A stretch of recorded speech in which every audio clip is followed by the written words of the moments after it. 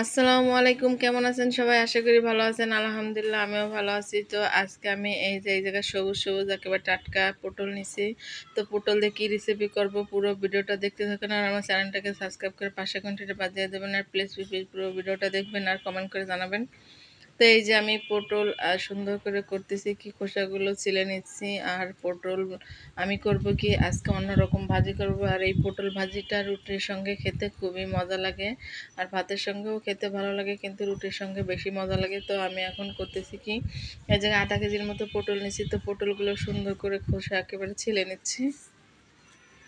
আর যেহেতু আমি গোল গোল করে ভাজি করব, তো ওই জন্য আমি পটল খোসাটা ছিলে নিলাম। আর যদি আমি লম্বা পিলে ভাজি করতাম, তো আমি পটলগুলো সুন্দর করে বটি দিয়ে চেঁচে নিতাম। তো এই যে আমার পটল ছেলা হয়ে গেছে। এই যে এইভাবে আমি গোল গোল করে পটলগুলো কুটে নিছি। আর সম্পূর্ণ পটলই আমি একইভাবে কুটবো।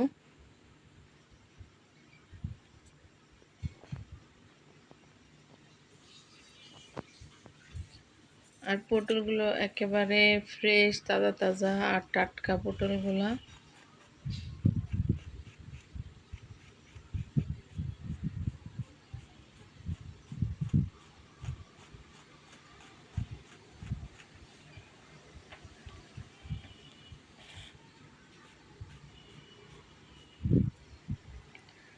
এই যে আমার সম্পূর্ণ পটলগুলো একেবারে সুন্দর একই রকমভাবে কুটে নিছি, গোল গোল করে পাতলা পাতলা করে।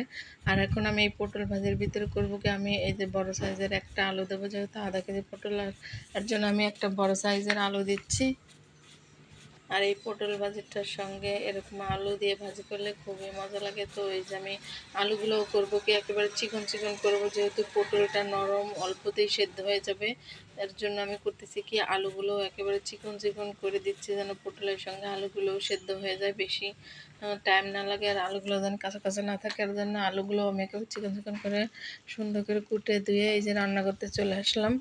তো এই যে কড়াইতে তেল দিয়ে তার ভিতরে ঝাল আর পেঁয়াজ দিয়ে দিছি। আর ঝাল পেঁয়াজটা একটু বাদামি কালার হয়ে আসতেছে, তখন আমি করছি কি, এই যে কিছু আস্ত জিরে দিয়ে দিছি।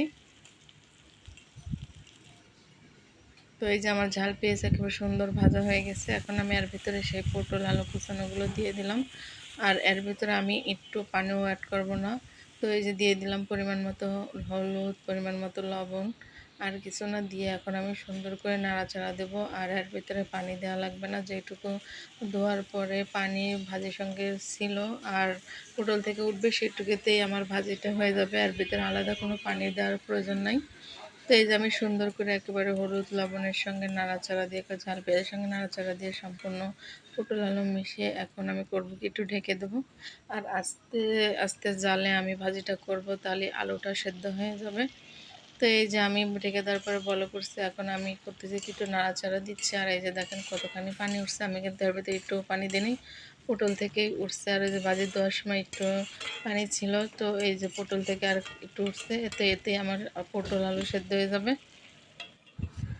তো এই যে আবারও ঢেকে দিয়েছিলাম, এখন উদলা করে দেখি যে একেবারে পটলের পানিটা শুকাই গেছে। আর আমার পটল আলুগুলো একেবারে সুন্দর সেদ্ধ হয়ে গেছে। এখন আমি করতেছি কি, খুন্তি দিয়ে একটু ঘেটে ঘুটে দিচ্ছি, যে আলুগুলো একটু ভেঙে চিটে দিচ্ছি, তাহলে হবে যে ভাজিটা একটু আঠালো ভাব আসবে।